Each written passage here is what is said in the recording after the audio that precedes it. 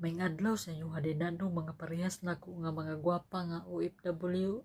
Ay kuyawan, bitaw seryoso ni ato ang mga pahinumdom sa ato ang mga kaigsuunan, labi na kay kana bitaw karon daghang kaayo na magugoy na istorya atong niagi. So kuha na lang nato short nga bahalag unsa mo kalisod, ayaw ninyo iprinda ang inyong passport tungod kay kanisya na siya mga parehas pod nako nga nay mga utang, pero nakautang sa daghang kaistanan tungod sa iyang sugal.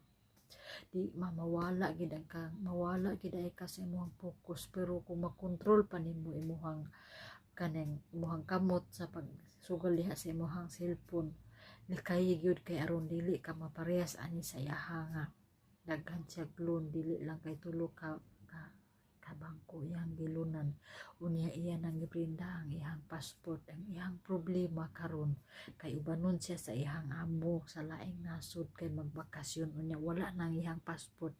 Sumo na ka ako ang ika-advise sa inyo nga ayaw ninyo iabot sa punto nga maprinda ninyo ang inyong passport, kay importante kay nausaon man ninyo pagsulbad ug ingon ana na karon.